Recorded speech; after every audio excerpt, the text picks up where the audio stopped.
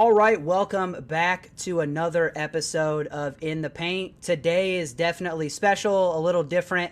We have a super special guest on the pod this week. I'm going to intro this guy, and there's a few accolades that kind of come with his name. So Gatorade Player of the Year in high school, second team All A10, two-time first team All A10, 2,000 plus point scorer in his college career, overseas pro hooper, and is now currently helping out with our alma mater, he and I's alma mater, the Westville North Warriors with the basketball squad. But Joe and Jack, thanks so much for having us. And for joining this podcast, for taking the time for that. We really appreciate it. Super, super exciting. So thanks for hopping on, man. No problem. Thanks for having me.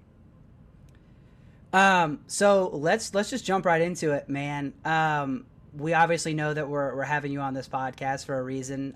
Your love for basketball and your kind of just accolades for basketball. But let's just talk about you for a second and just kind of walk me through growing up, where you grew up, when your love for basketball kind of sparked, and just kind of where that love for the game started. But just kind of walk me through like growing up and all that. Yeah, I'm from Columbus, Ohio. Grew up huge Ohio State fan, basketball and football. Obviously, it's big over here. But I would say my love for basketball kind of started. I used to go to my cousin. She played at Gahanna, and me and my sister would go watch her play, and I just really kind of enjoyed the pace of it. And I mean, obviously, I was pretty young. She was born in '88, so she's 7 years older than me. So I kind of grew up watching her play, and then obviously, luckily, my dad kind of whatever I wanted to do, he kind of just rolled with it. So he was like, "All right, well, let's start a basketball team." So, kind of at a young age, second grade, I had a best friend who played high school with me, Adrian. Me and him kind of grew up, kind of playing basketball together, and I guess it's definitely shaped my life, I would say. So I'm thankful that I kind of got into that when I did, and kind of grew with it. For sure. And so you said, so your cousin, you're watching her play ball. You said at Gahanna, and like, I mean, how old are you at this age? Like, are you? So she would have been in high school. So I started playing basketball right second grade, probably around there. But like probably when I was in like third grade, we started going, because she'd have been a 10th grader. Okay. That's kind of when I started going a lot, and kind of like enjoyed how fast paced it was, because obviously a kid, you want to do things that kind of tire you out. So, and it just seemed like something that I wanted to do. And I told my dad, and he was obviously a big sports fan, also growing up in Columbus. And so he was like, all right, let's do it. And kind of went from there, and kind of grew out of that. For sure. And I'd be remiss if I didn't bring this up, but I mean, you did attend some of these Westville North youth camps in the summer. And these basketball camps for like a kid, and jump in here obviously at some point and talk about it too, but these camps as a kid were like every kid in Westerville, or even in Columbus, like would show up at this camp. And I'm sure there were camps happening all over the city that I didn't go to because I wasn't good enough. But like I was going to this Westville North camp when I moved to Westerville, the Columbus area, when I was in third grade. So I think I started probably right after that. And I was going to these camps, and like the funny thing was you could tell. Like, there were some dudes that were there, and I say dudes like they were in third and fourth grade, whatever. But there were some people there that you could tell, like, could play. And there was obviously a bunch of kids that just couldn't. But Yeah, there was always, like, 4 or 5 kids that you could tell, like, oh, they're just, like, gifted. Like, just God-given, really good at basketball from a really young age. And I remember there was you and one other kid. I forget his name. You might remember it. But there was one other kid who, like, were the stars, and like the ones that just were so head and shoulders above of everybody else at these camps. So were some of these like summer camps, were these camps, and maybe you went to other ones besides the North one, but were these camps another thing where it like kind of reinforced your love and like kind of helped you understand this is definitely something that I want to keep doing, as I grow up? Yeah, I mean, obviously, competing has always been something I enjoyed to do, and those camps gave me a chance to do that. But it was also, I think, the big thing about like youth camps like that, it helps like you make friends and kind of be in a situation where you have to interact with people that you probably wouldn't normally interact with. So and some people who obviously like the same things that you do. So it was, I think it was more of a growing kind of how to interact with different kinds of people, and I think that definitely helped. But it definitely was, I definitely enjoyed going to camps like that, just to play basketball. It was something that kind of right when I started playing, I knew that I had a love for it and wanted to keep doing it. So yeah, I mean, it kind of reinforced it, but like it was always something that like I always wanted to do, whether it was playing in the driveway with my sister or at a friend's house. Like it was just, and obviously growing up, you have LeBron big in Ohio, so like just watching him play basketball, like this is something that I always wanted to do. For sure. It's obligatory that we always throw LeBron's name in this podcast at least once. So I appreciate you for doing that No for us, problem. because I'm sure we'll continue to do that throughout the day. But no, so I appreciate that. I think like Joe, I want you to like understand this. Like I was competitive even from a really young age. Like I played baseball, and like Jackie were saying, baseball is so slow that like as a kid everybody plays baseball, but at some point, like unless you're really good or really have a love for it, like no one wants to sit around that long and like do nothing over and over and over, right, for extended periods of time. So like I was always playing a different sport, but there was something just about basketball that when you like saw it or when you played it, there was, I mean, you got subbed out obviously, but when you're on the court, like there's no it when you're young, you're always just going 110 miles an hour, and it was great for that thing. But what I was getting at was I was super competitive, and basketball was always the sport that one I was fast, so like that helped because I could just kind of go up and down the court a lot. But when I walked into those camps, these Westville North camps, like Jack, and I want to say his name was Joe. His name was Joe too, but it might be wrong. But there was another kid that was so good that like you just wanted to keep playing ball because you wanted to be as good as them. You knew you probably weren't going to at that age, but it was like that reinforced competition because like these two kids won every single freaking award in that entire camp. It was like they did like 1-on-1 and a free throw competition and then 3-on-3 and all these like hot shot or hot spot or whatever it was called. And it was like all these little games. And Jack and this other kid took everything because like I think they were different ages. So like your age group mattered. And all you wanted to do was either be on the team with Jack so you could guarantee that you won, or be on the other, like it's like Chris who we play with, Joe, or you want to be on the other team against Jack. So like if you win, it's like, oh, I took down Jack. But like that just sparked competition for everybody, not just me. I'm sure everybody kind of felt the same sentiment. But okay, so we go from these youth camps, and then Jack, where did you go to middle school? Blendon. Okay, was that middle school team good? I don't remember at that time. We were pretty. I don't think we lost more than 2 or 3 games in any seventh or eighth grade. Okay, We were because pretty good. I know Heritage, because I'm what, a year older than you. I think I was 2012. So yeah.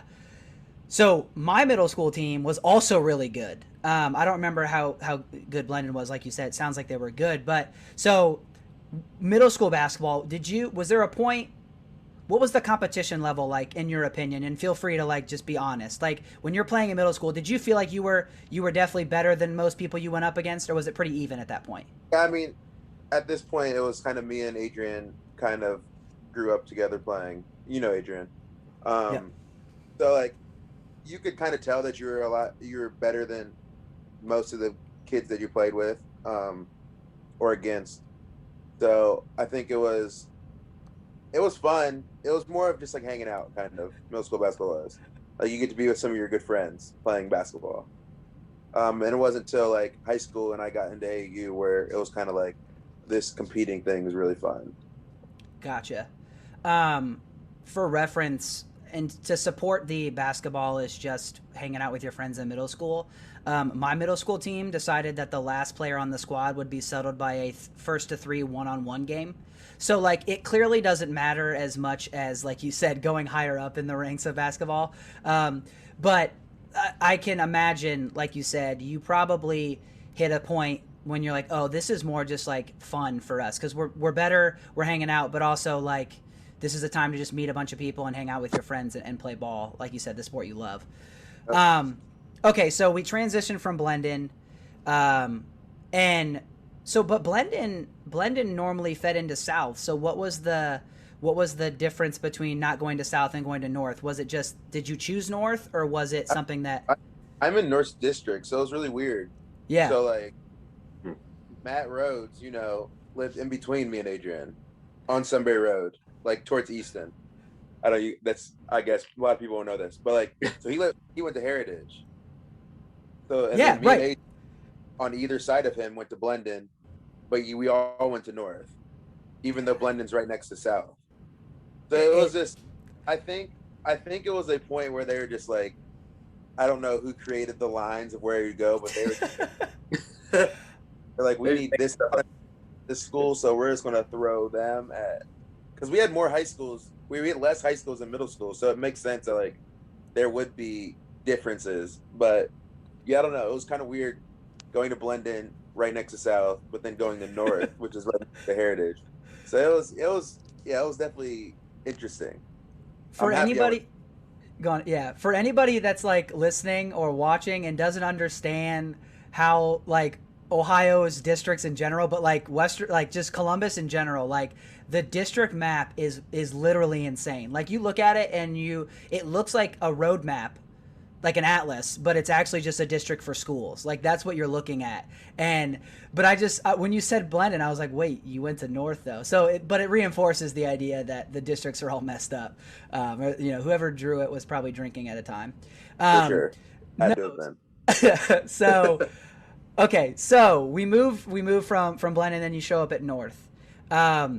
So freshman year, weird time for everybody when it's their freshman year. But did you have a lot of friends going from Blendon to North, or did a lot of them go to South?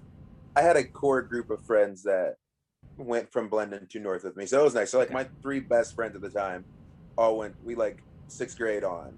Yeah. Obviously, Adrian and Luther, one of my good friends, like we met in second grade. So it was like second, then we got a sixth, and we got another friend like in that, or that was like our friend group.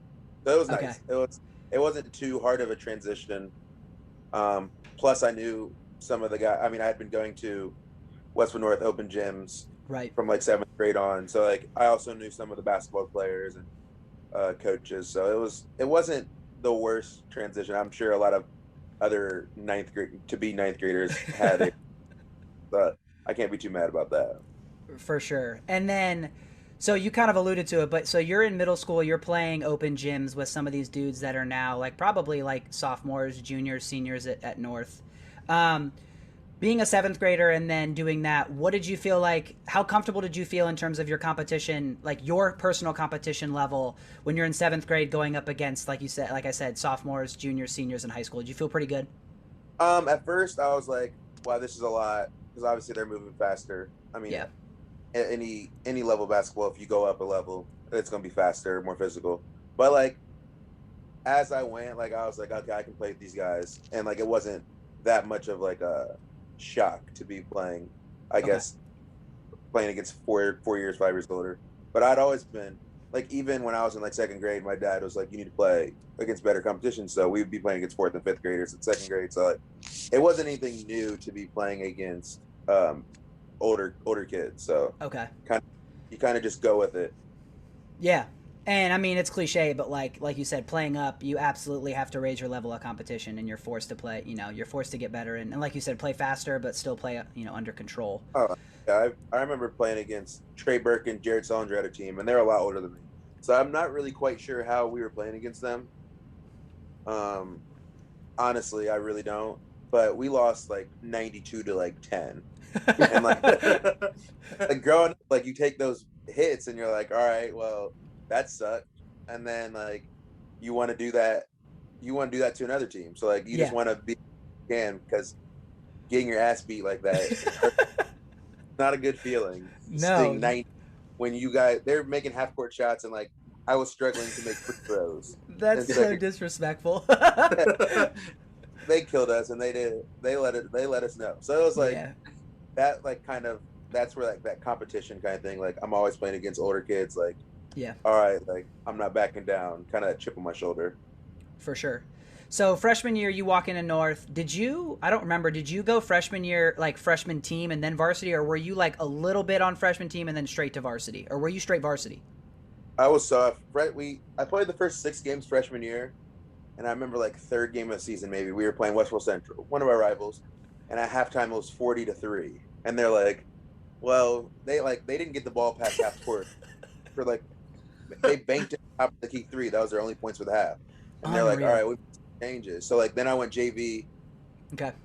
I was like splitting freshman and JV, and they're like, all right, after like the 6th game, we hadn't had a team come within like 40 points of us. So it was like Time to move up. Like I don't even know how else to explain it. Like everybody on our team scored above 10 Yeah. points, and it was dominating people. Then I was playing JV.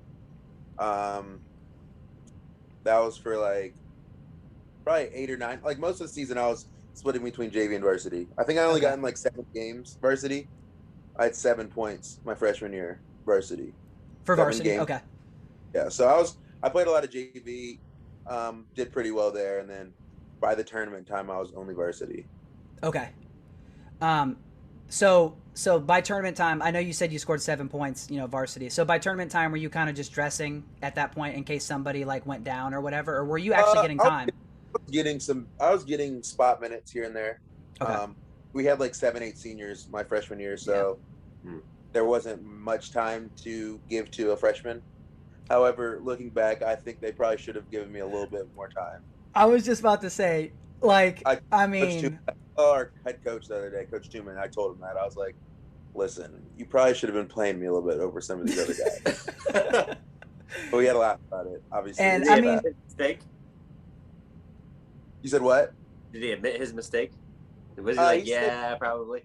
I think he was like the old school coach, like, pay your dues, which is like fair. Like you wouldn't want to just be given a spot without doing the work to get it. So it's understandable.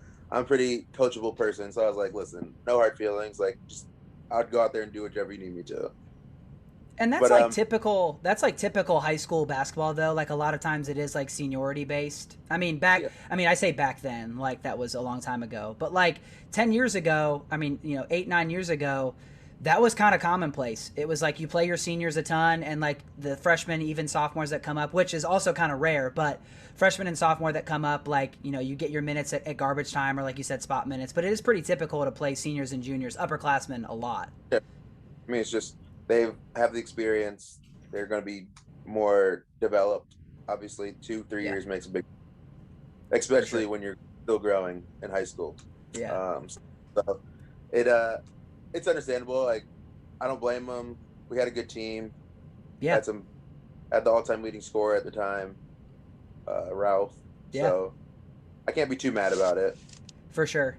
And so you go into sophomore year. So that's you're ending the year, freshman year on the tournament squad for varsity. But then you go into sophomore year, and I assume at that point you had been told that you were going to be playing full-time varsity, it's at that point, right? Or did you go into the year thinking you were going to be maybe like full-time JV spot minutes again, or were you told varsity all the way? I think my first varsity start, I had 34 points in 3 quarters against Johnstown. So, your sophomore year? Yeah, we started, me and Adrian both started sophomore, junior. But yeah, I think that was like my career high was sophomore year, and I didn't get to play the 4th quarter. Yeah, I mean, par for the course. So, okay. Against Johnstown? What was Westboro North doing playing Johnstown? Like, I went to little Liberty Christian Academy, and I played Johnstown. One of the guys who played at, I want to say it was on the state championship North team in '94, was the head coach at the time at Johnstown. Okay. So we're like, we'll go play you guys, and we beat them by like 50. It wasn't even close. Bro, that's I think I scored like 12 points against Johnstown when I was like a senior. So yeah, it was like it was not good for them. Yeah. I liken that to like when Ohio State like pays Akron to come play football against them. It's kind of like, okay, like we know what's about to happen, but come take the money and just get beat down for 60 minutes. It was like first game of the season, like tune up. Like it was a glorified image almost. For sure.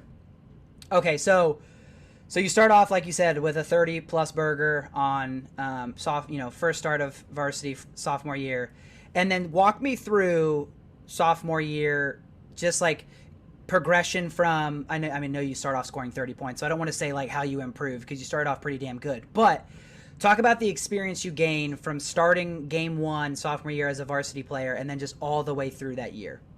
I think it was big for me to be able to be a leader, even though I wasn't the oldest player on the team. Obviously, I'm 2 years younger than the seniors, a year younger than juniors. So it was like kind of taking over that role as a leader and being more vocal. And it's tough for 15, 16-year-old kind of to be vocal. It's tough now to just like be super vocal. So just kind of learning how to be more physical, kind of growing, lifting more, kind of really like locking in on like trying to be as good as I can be. For sure. Okay, so who were the seniors on that squad, on the varsity squad? That would have been Garrett, Tucker. Okay, I thought so. Like they played, but like they weren't the best. We had our sophomores were by far the best part of our basketball team. 100%. Like, keep it a buck. Like, those dudes were, again, it was seniority. Like, it was those dudes had put the sweat in, the sweat equity in, and they were seniors. But like, we knew the crux of that program was at that time sophomores and juniors for sure. Yeah, it was. Well, I mean, they were definitely necessary. Like when like obviously sophomore juniors, we don't have as much experience. Like they were able to like kind of calm down. And like I think all good basketball teams need like a kind of like leaders at the top. I wouldn't say like obviously like not like the leader of the team. Like I think the point guard but just to be there as like kind of the glue to a team. I think all the best. I think it's tough. And like in college, like it's tough for the Kentuckys and them to win championships because they do not have that experience of March Madness to kind of win. Like I mean, John Calipari doesn't have many championships, even though he has some of those talented teams, because when it gets down and you got to like fight, like some of those guys haven't been able in that position to fight. I mean, your Villanovas, your North Carolinas, your Michigan States, like those teams have the 3-4 year guys, and it's funny, like the one and dones are, like the one and done squads are always really talented, and sometimes they make the Elite Eight and whatever, they go to the the Final Four, but time after time you see the national champion is 3 and 4 year dudes that have put together a ton of work, in that year. Yeah, every Tom Izzo, every 4-year player under Tom Izzo made at least one. It's crazy. It really is. But it's like, it's crazy, but at the same time, like when you sit down and think about it, it's really not. It's like you said, it's experience. It's and not even necessarily talent, but it's talent combined with experience. It goes a long way in that journey. Okay, so we then move to, let's go to like end of sophomore year. You move into the tournament and talk about tournament time your sophomore year, because if I remember, I don't remember how far you guys went that year, but it wasn't. I mean, to bring up bad stuff, like I feel like you guys always underachieved, unfortunately. Like, just with, I mean, like not to say that year, like the talent was good, but like you said, it was the younger guys that were the most talented. But then junior and senior, obviously, like I would say, was probably a disappointment. But how far did you guys go, and what was sophomore year like? Those district semis, maybe, or district final. We were at the fairgrounds and we played Gahanna, who had a really good team. They Stevie Taylor went and played D1, and they had a couple other guys that I also think Jamel Morris is playing overseas. Like they had a good team, and we lost it. Like it was a very close game towards the end. They ended up edging us out. So yeah, it was disappointing, but like you still know that you have like a couple more years to play, and like as a sophomore, like it definitely, like I hate losing more than anything. So like it hurt. But then you also got to think like, all right, life moves on. Like, let's AU season, kind of build on that, and then kind of go through there.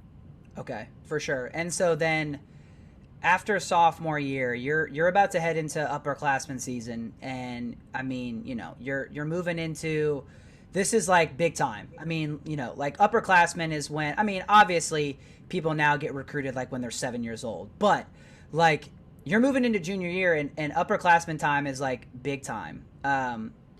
So this is kind of the big move here. Junior year is. Talk about starting junior year. Yeah, I mean, I think it started at AU. My AU program was good. We ended up top 10 in the country. Lost to a BABC team who had 9 NBA players on their team. In the nationals, it was on. We only lost by like 9 or 10, so like Okay. we were like country. So like obviously, and I'm starting to get some phone calls from coaches, letters in the mail. Junior year starts. We have a really good team. I think we beat Central by like 30, like second game of the season. Like teams aren't really getting close. Like we have a really good team. We got a new guy, Jalen Benton, who's really talented. Yeah. So we had 3 very good guards and 2 bigs that were very good. Yeah. We were preseason top 4 in the state. I remember. And then we were doing well. 3 games in, we play Scioto, and then like a couple minutes in, I tear my ACL. Obviously, not the best thing to happen. So that was tough. I mean, just kind of, it was my first serious injury, and that's one of the bigger ones. And so I was out 9 months, but just kind of, I think it helped me kind of put things into perspective within life. Like, obviously, basketball had been a big part, but like it's not the only thing. So kind of just, and it also helped me be like a more vocal leader. Like I got to talk more to the players. Like I can see things from the sidelines that they might not necessarily see in the game. Like, so just kind of, I took that time to kind of learn while I was rehabbing. So I was lucky enough to, my uncle was a doctor at Ohio State, so I was lucky enough to get into Ohio State's medical staff. I had their basketball team's physical therapist. Like, I was very lucky, very fortunate for that. So, yeah, that year's tough. Obviously, I was out from like, my surgery was like January, and I didn't play another game until our preseason game. Man, I'd obviously played some pickups, but like nothing crazy. So it was tough. I had a lot of schools kind of drop off that were recruiting me. Like beginning of the year, we had like Virginia's were coming. We had Wichita State, Illinois was coming around. There's a couple other bigger ones, but what can you do? I mean, I'm always a pretty positive person, so like, yeah, I kind of take my punches as they come and fight through. For sure. I've heard that the worst thing about ACL is pretty much the rehab, like that 9 months of getting it back together and then having confidence in your knee again. Is that true from your experience? So like my philosophy is like, there's not much that I can do. Everything's going to happen no matter what you do. I mean, you can put the work in, obviously, to put yourself in a situation, but like freak accidents are going to happen. So like they had me wearing this they tried to have me wear this big clunky brace. And I looked at the guy, I was like, I will never put that on my knee. Nah. And then he tried this like little sleeve with like a hole cut out for the knee to like relieve pressure. And I wore it for about 92 seconds in my first game. And I was like, so my thing was like, if I'm always thinking about it, if I'm going to continue like kind of favor it, there's nothing good that can happen from that. Right. That's when you re-injure or something like that happens. I'll re-injure it, or I just won't be playing to the potential that I potentially could.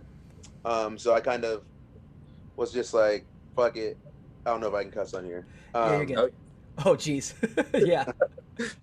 And I was like, fuck it. Like, if something's going to happen, it's going to happen, whether I'm thinking about it or not. So I was just like, I'm going to go out there and play. And it worked. That's a great attitude to have. I mean, yeah, because that's when you see like, your other knee or something like that go down because you're trying to, readjust your body, but just going out and playing after your rehab's done. So awesome. I know I had a great team of doctors who performed the surgery, who were doing rehab like them, and I knew that I put as much effort as I could have into it. So like, I put myself in a position to like, if I fail, it's not because I didn't do everything I could. Yeah, you just live with the consequences at that point, right? Because you've done everything you can. So that's kind of how I felt. So I was like, I'll wear this sleeve for less than a quarter. All right, let's go play. For sure. So you kind of alluded to it You talked about a couple of the schools that had shown up to North. But just like briefly talk about the whole like recruiting process. What's that like knowing, I mean, I know you, so like you're not going to like freak out or, like change your philosophy when you know somebody's showing up to watch you play. But was there like any added pressure or any like weird thing in the back of your head where you're like, oh, Virginia's here, Wichita State's here? Are you just going out and playing ball? No, just go out and play. Yeah. Like I said, I know I was a good basketball player. Like, I'm not going to do anything different because other people are here. I think actually the one game that Davidson saw me play was the game I tore my ACL. So that's fun. Yeah. That was the game that they saw me play. So, I mean, it was just, like I said, like I put in the work.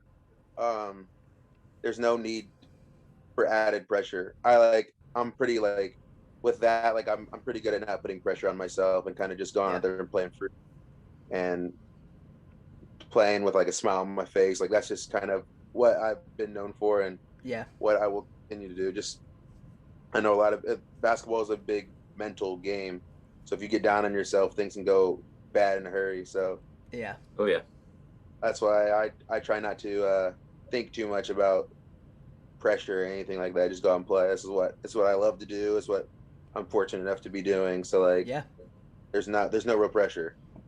For sure.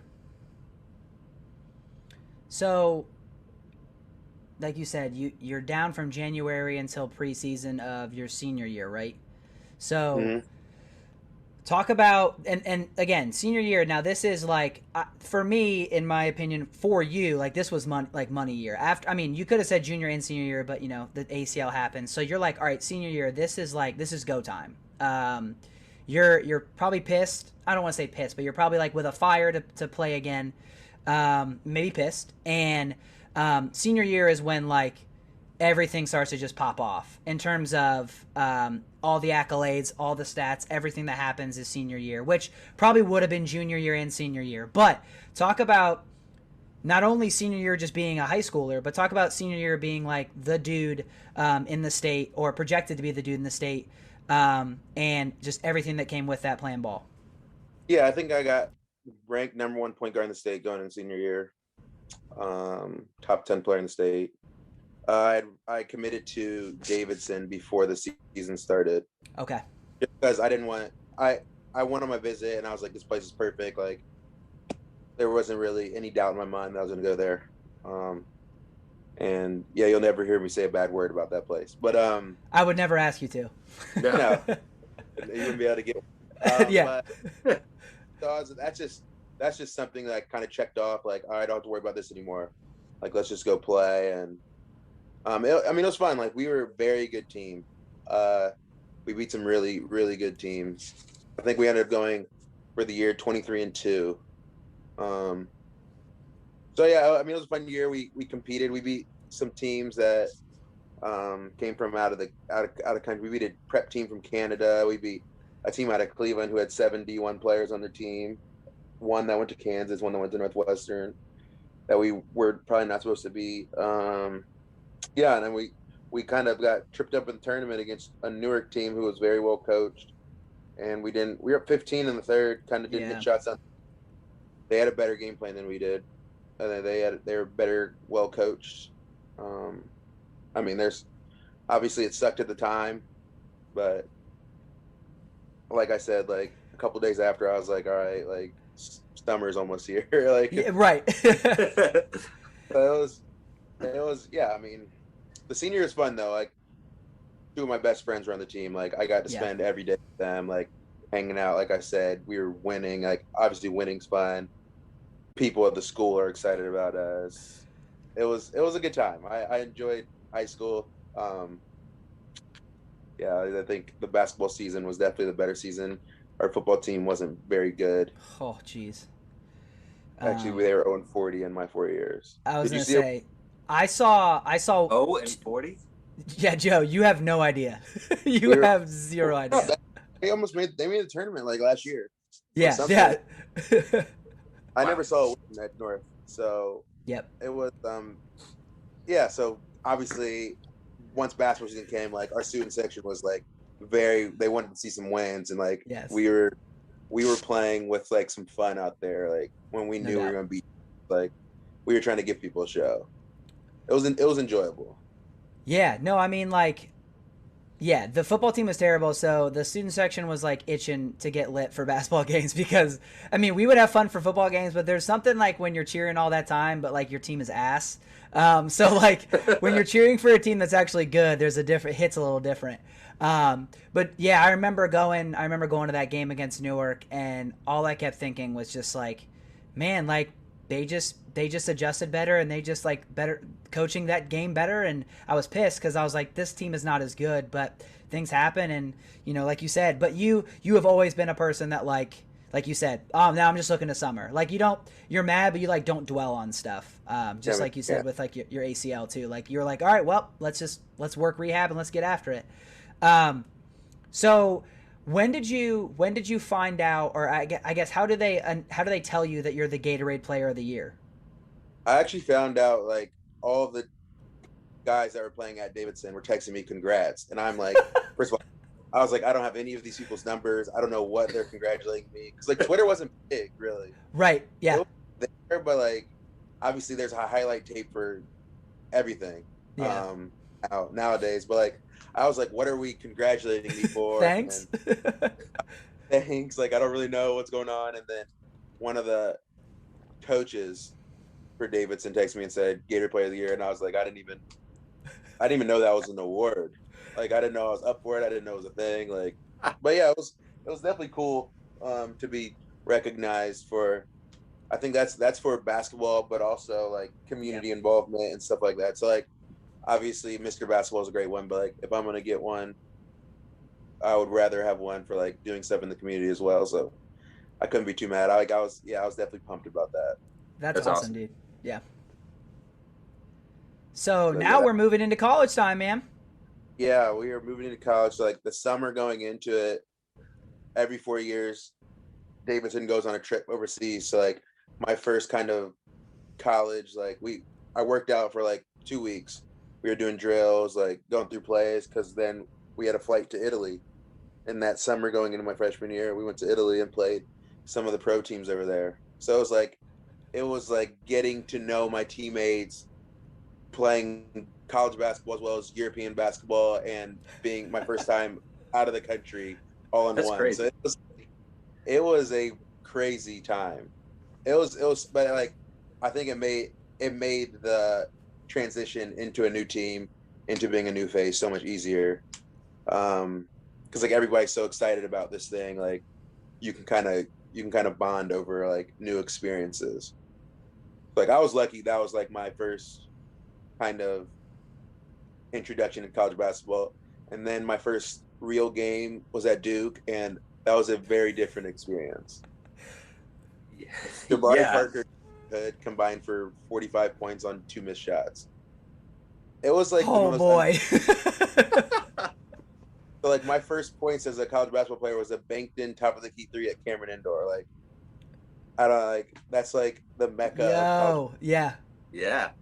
Like you can't even hear yourself think in that gym. Like I remember it to this day. Like they were like during warm-ups, we were trying to like talk to each other, and like we couldn't hear. Like I could be standing right next to a guy and like I can't hear what he's saying.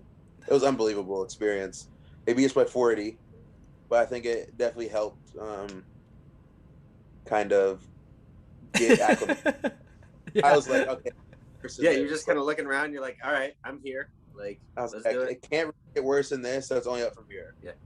Kind of like, obviously, our coaches did not feel that way, and but they were a good team. They were really good. Jabari Parker and Rodney Hood were a lot better than anybody that was on our team, and rightfully so. They are both in the NBA. Was there a huge? I mean, obviously there was, like, not just culture shock, but the grind, I guess, of daily playing college basketball compared to what you had at Westerville. I mean, what was the major difference, I guess? Yeah, it was like we'd have to wake up at 8, lift, and then we would like even in like before the season, it'd be like wake up at 8, lift, go to classes for 3 hours, noon, individual with like 4 guys, workout, then another 3 hours, eat dinner, and then you got to study, and then we have to pick up after. Like it was a lot. And that's the off season, right? Like, Yeah, in the summers, like in June's when we have we would work camps. Obviously, like Westwood North, we would do like kids camp, and we would so it would be like wake up at 7 because the kids had to be at the gym. Do like in drills 7 to 12. Eat. Then we'd eat lunch while they were like doing like their free time. Then we'd have to coach these kids. And then after that, so it was like 8 to 8. And then at 9 o'clock, they wanted us to play like 7 pickup games, like full speed. So it was our days went from like 8 a.m. to like 11 p.m.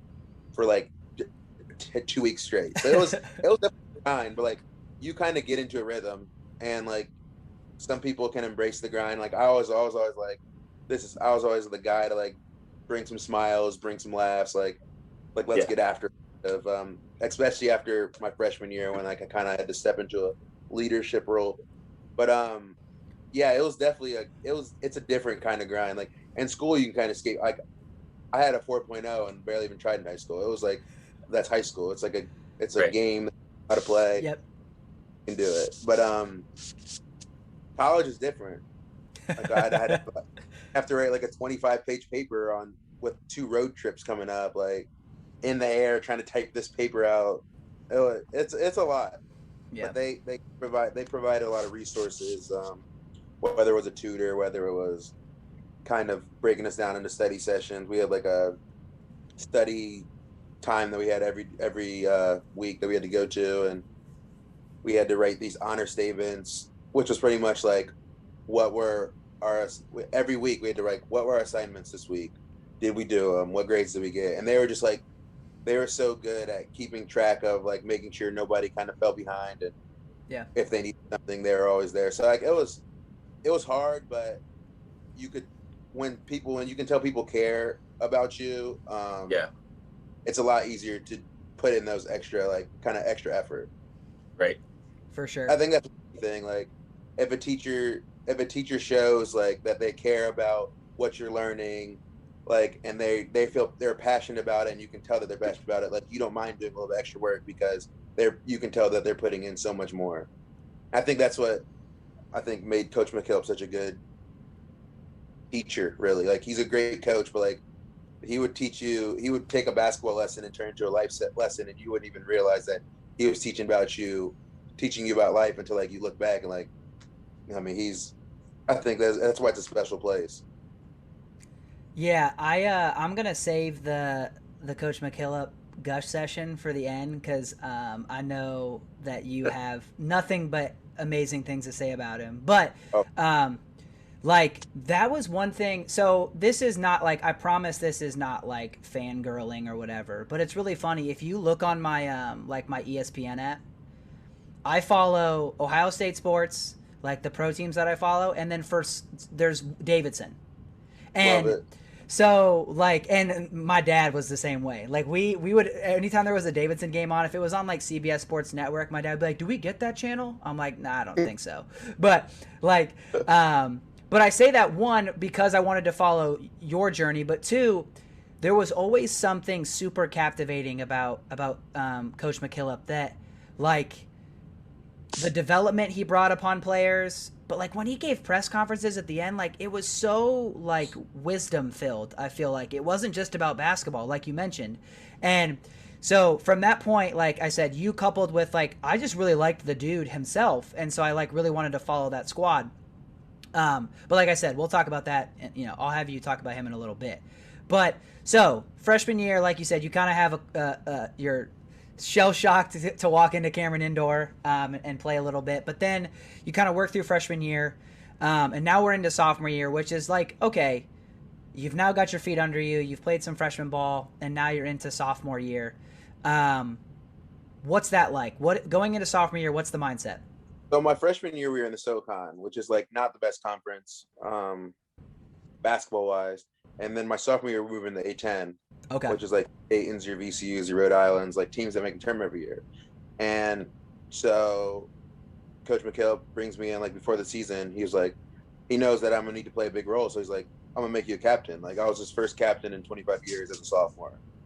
Dang. And so he like kind of knew ahead of time, like if we're gonna be good, like I need to be an integral part. which I'm thankful for. Obviously, you want to be put in that position. So we're moving to the A10. We see all these articles. Bleacher Report came out and like, we're not sure if Davidson will win a game in the A10. Yep. They predict the 0-18, be last. So we're like, all right, we have a chip on our shoulder. Like, let's go out and be the best team we can. Like, we are like, I think that kind of like brought us together.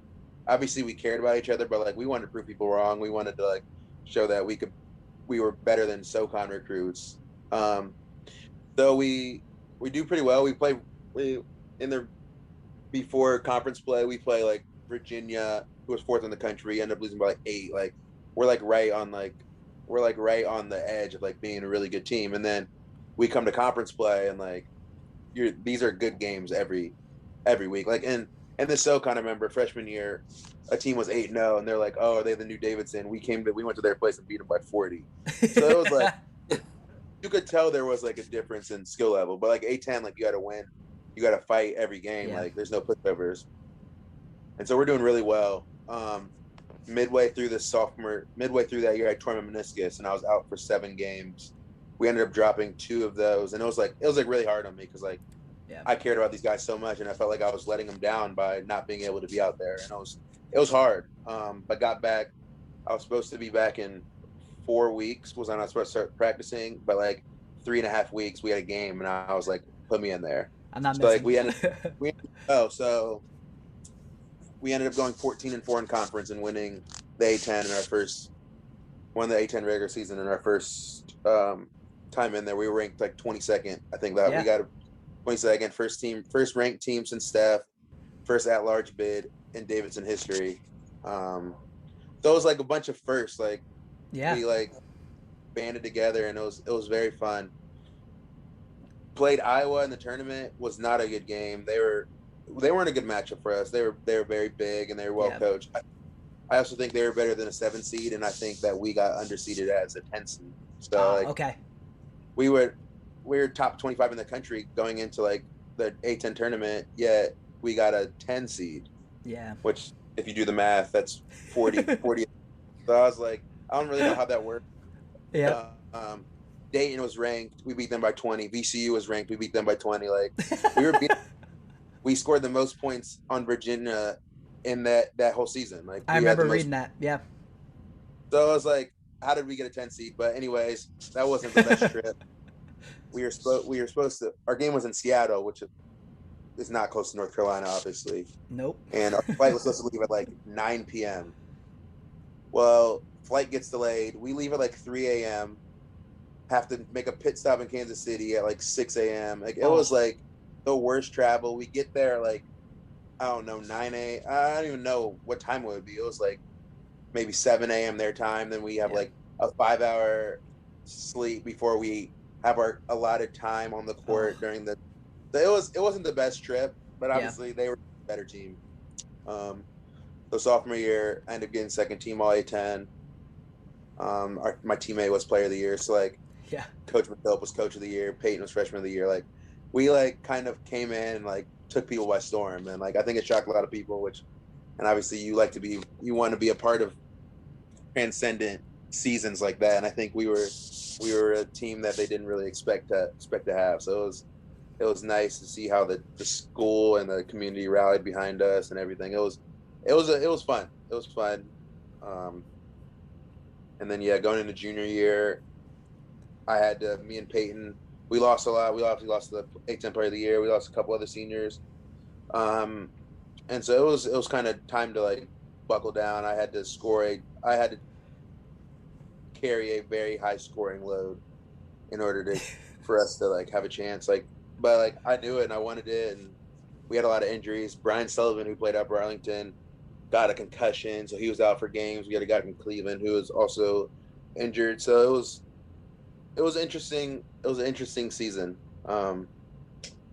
But obviously I ended up like top 5 in the country in scoring, like scored my 1,000th point junior year. There was games where it was fun, and there's other games where it was tough, and that's how life is. So I was just trying to navigate through that, especially after such a good season sophomore year. So there was definitely some growing pains with some new guys joining the team that had to play big minutes. So but it was fun. I mean, I started obviously a great time, and was very fortunate to be in a position where I was at a great academic school playing a game that I love. So For sure. I playing, and then senior year, it was kind of the same. We lost Brian and Jordan, so we lost some other big names, um, and we had some bumps. We almost beat North Carolina at Carolina. Like that would have been really fun. Beat some good teams. We beat Missouri, beat Arizona State. Um, so I mean, like, there's games where we played really well, and there's games where, like, if we had an off shooting night, like it got kind of ugly sometimes. But that's basketball. Uh, Do you feel like that was kind of how your team was constructed in terms of like you said, not that you had to shoot the lights out to beat teams, but like you were constructed to where like it was kind of feast or famine. Like if you guys were on, I mean, maybe not in the A10, but like against these non-conference teams where it's like if you're hitting, like you can compete with the best in the country. Is that kind of how your team was constructed? yeah, I think we had some guys that could score the ball. I think me and Peyton were second in the country and like a scoring duo. We averaged like 45 points a game. But I think it's also like the tough part about us is like we are such a good program and we run such an offense that's kind of hard to guard that like the only teams that will play us are either like low D1 guys or like your Dukes, your North Carolinas, or Virginias. Like even after my sophomore year, Virginia wouldn't play us junior and senior year. Dang. Because we almost beat them. So it's like it was tough to get, unless you're in one of those preseason tournaments. It was tough to get like an NC State, which I would have loved. Like even when we play like Georgia, we beat Georgia, we beat Virginia, or we beat not Virginia, we beat Arizona State, Missouri. Like we're beating the middle tier top Power 5 team. So like it doesn't make sense for them to play us. So like we're either playing really good teams. So it was definitely tough. We tried to get Ohio State. We called them like once a month, and they just were not budging. They did not want to. Matt was no part of that. My sophomore year, we had 5. Our whole starting 5 was from Ohio. Really? Yeah, he was like, I can't get embarrassed that way. Like I can't do that. I had 2 guys from Cleveland. I'm from Columbus. Brian Sullivan was from Upper Arlington, and Tyler was born in Cincinnati. So they're like, listen, you guys are great program, and you have 5 guys that are from our. We can't even afford. Like that's how it kind of was. The scheduling was tough. Yeah. Like we tried to get like Oregons and like teams like that, just like good teams, but like not like you obviously have your blue bloods and your top team. So it was tough. So that's why you have us playing teams like either Niagara or Duke. It's like there's right. Like, no real in between. For sure. So it was, but it is what it is. It's a business. I can't blame them. Yeah. Job security. So, but senior year was tough. I was playing through. I broke my nose early in the season. I dislocated my shoulder before the season. I had a stress fracture in my foot. Like it was tough. Like, but like I wanted to fight for these guys, and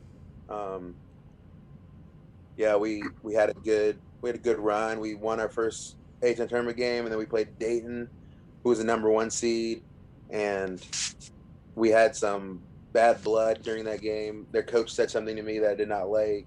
Oh, okay. Yeah, I took a charge, and he called me a flopping ass motherfucker, and I was like, "Oh, hey, I mean, that is, yeah." So then we ended up beating them. They were 1 seed. Didn't you? Hold on, was that the game that you kind of went off like towards the end? Where you? What was the? I played well. I had 34. I had like 2 step back within under a minute to kind of seal the game. Okay. Yeah. But yeah, I mean, obviously beating Ohio team with guys, that's always fun, and it was a fun experience. For sure. So then, that was the next game. It was I mean, like me and Peyton were playing 40 minutes a game. Like I think I averaged like 38 minutes a game my senior year. So it was like it takes a wear and tear, and then you play 3 games in a row. Like I wasn't a high schooler anymore. Like my bounce back is not what it used to be. So like Rhode Island got us, and they made some runs I think they beat Oregon in the tournament, maybe. or Yeah. something like that, or a close game. But they were a good team.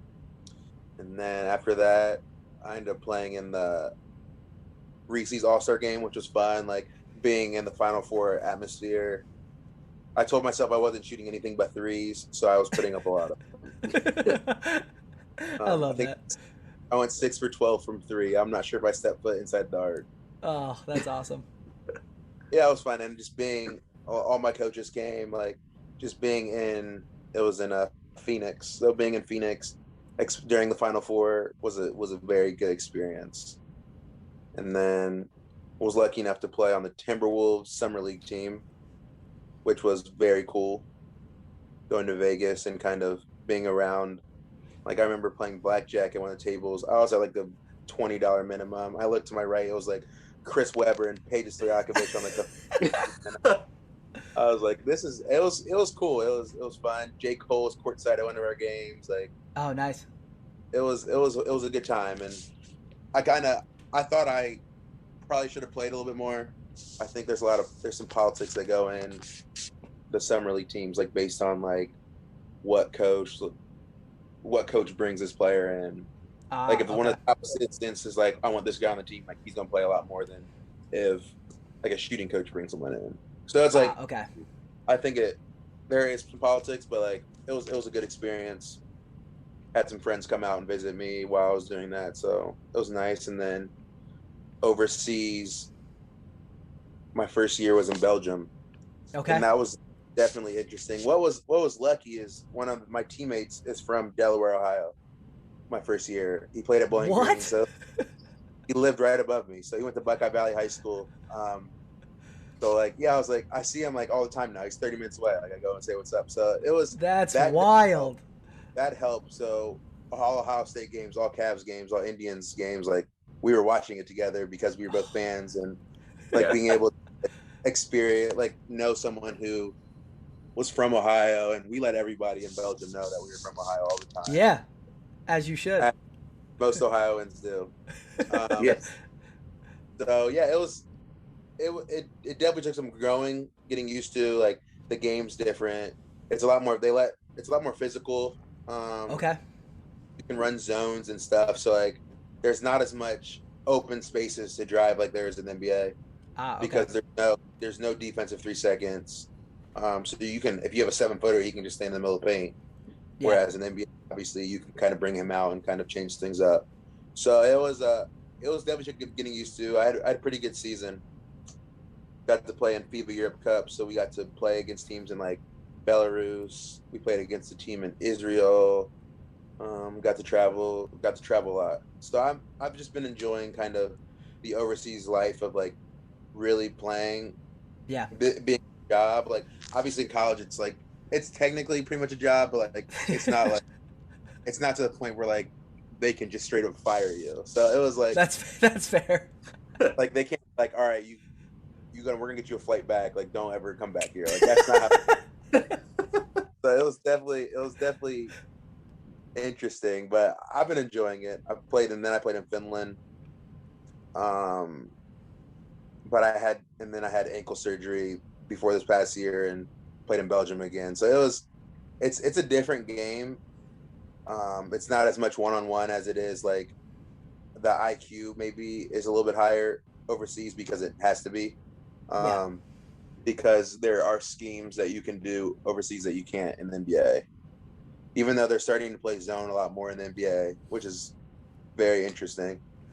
It's cool to see, I guess, watching the 5-man kind of having to go across the paint because it's fun. But yeah, it's a different game, and I've had to learn how to kind of like slow the game down and not let it speed you up all over again. Yeah. Because now when I'm in college, I'm playing against 18 to 21-year-olds, and overseas I can be playing against like a 38-year-old vet who That's we had a wild. 37 guy on my team. One of my teammates just turned 39. That was in Finland. But like What? they just know different tricks of the trade that like I would think of. Like they're just it's a definitely interesting, but it's fun. I've been enjoying it. That's just wild. All that is wild. Like 39. Like, do they move well? They're actually in like the one guy's like a freak. He's like 6'7", 260, but like he's like super like well put together and Yeah.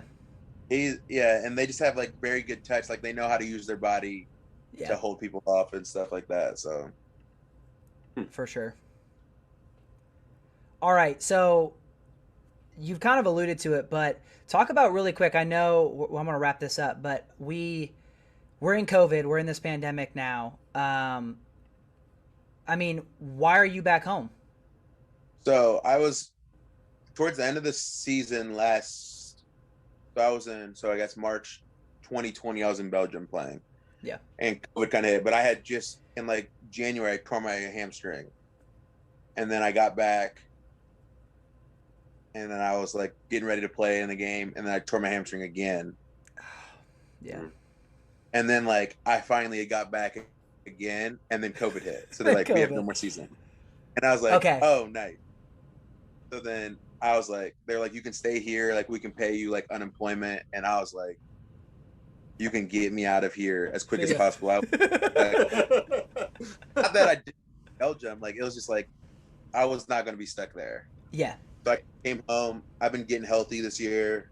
Like you said, I this like from March to like through the summer, I was kind of just chilling, traveling, hanging out with people. Obviously, you couldn't do too much, so things were shutting down. And I've hopped on a AU program to kind of help train kids around the city, which is like being around basketball, but like I also needed like decompress because like being over there is a lot. Yeah. Right. So yeah, and then I hopped on the coaching staff at Western North, our alma mater, and have been helping. I've been trying to kind of see the coaching side a little bit while I have this break to see if like that's something I would want to do in the future, because it's definitely different. I see things on the court that I expect them to see, but like I also know that they haven't had experiences like this. So, like it's been learning how to interact with people that don't have the same basketball IQ that you think you have. So it's interesting. I have a new respect for coaches because that is hard, especially with different personalities on a team where you can't talk to certain kids the same way as you could talk to other. Yes. There's a lot to go on. So like it's definitely been interesting. For sure. All right. I have one more basketball question, and then, well, the other one is a basketball question, but this is more about like you. The other one is more NBA related. But so, final question about you. If you had to pinpoint like when did you like? What was the moment where you were like, okay, I believe that I can play professional basketball? Professional basketball, obviously, high school can't really get a good gauge.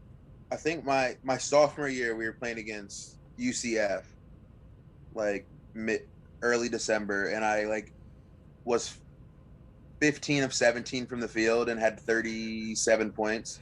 So I was like, wow, this is like a American conference school, like pretty big school. Like, I think like I can kind of hang with these guys, and that was kind of like how like the upward trajectory sophomore year. Like our team played very well, and it kind of just Coach McKillop did a great job of like instilling confidence in me, but like also like not letting me like think too far ahead. I think that's what he was like. He was very good at like pumping you up, but then like letting you know what you need to get better at and how to get better. So yeah, probably UCF game was like kind of like a coming out party for me, just like kind of putting it all together. For sure. Dude, that's awesome. All right. We have one NBA question for you. Well, it's multiple NBA questions, but some NBA stuff. Joe, take it away, man. All right, Jack. Do you have any predictions for your Eastern Conference Finals, Western Conference Finals? Who's going to be? Eastern Conference Finals, Sixers and Nets. Yeah. Okay. And depending on how KD comes back, I think the Nets will win that. Even though they are very awful on defense. Yeah. we talk about that ad nauseum. They score the ball unbelievably. Oh, unreal. like the Suns have been doing very well, but like that fourth quarter, even without was Kyrie and KD out, I think. Like they came back on the Suns, who are a very good team. Like they were down 21 at half. Like just watching them, I was like, James Harden's gonna make this step back three. Like you can just see it coming, but nothing you can do about it. And for the Western Conference, the Lakers will win that. They're going to figure it out. Notice he didn't even put another team. It was just Lakers. He's not wrong though. I mean, he's absolutely right. Saying like they are, like they got it figured out. I think I think they'll go 6. Okay. But I think the problem with teams now is that like the people who would be guarding AD are able to guard LeBron, and they can kind of switch that. But like when you have AD on the court, like Bam was guarding LeBron when they played the Heat. Like Bam's going to have to guard AD. Like put Jimmy Butler on LeBron. Like okay, he's got about 3 inches, 40 points. So like you can game plan a lot better when AD's not in the game, and for sure. LeBron's starting to realize that, but like he's also like, all right, when AD comes back, like he'll be rested, and when they're playing together, their pick and roll it's unstoppable. Yeah, this podcast has always said that AD at the 5 is the trump card for everything. Like you can put AD at the 5 and it's a mismatch with everybody, so it's fine. Like you put Giannis at the 5, like he still can't shoot, so like you can. I remember watching DeAndre Jordan stand at the free throw line and be like, "Please shoot." Do it. Helps me. Bet. But like, he'll score 50 if you let him do that. So it's just he's a freak. Him and LeBron are both freaks, and there's not much you can do about that. Okay, so yeah, go for it. That's your title pick then, right? Lakers over Nets. Lakers. LeBron wouldn't let Kyrie. Exactly.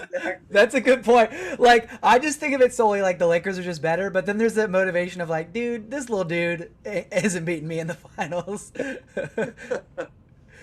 just don't know who they would have. AD. I guess Kevin Durant going to guard AD. I mean, that's a matchup nightmare. Because their bigs aren't good. We know.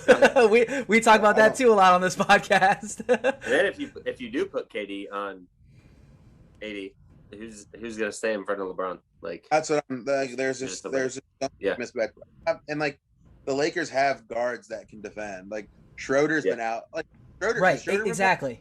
No, he's been out the past 4 games. Yeah. I'm not too worried about them losing some games without their starting point guard and a top 5 player in the league. Right. Yeah. And a starting point guard who, like you said, defensively is annoying as shit. Like he's feisty, he's annoying, and can get you right. Exactly. And KCP hasn't been shooting the ball well either, and we all know he'll go back to like his average. Dude, playoff KCP. Everybody knows it. All right, brother. Well, we appreciate it a ton. Thanks for giving the time. I know it went a little longer than I thought, but we appreciate it. Thanks for the conversation.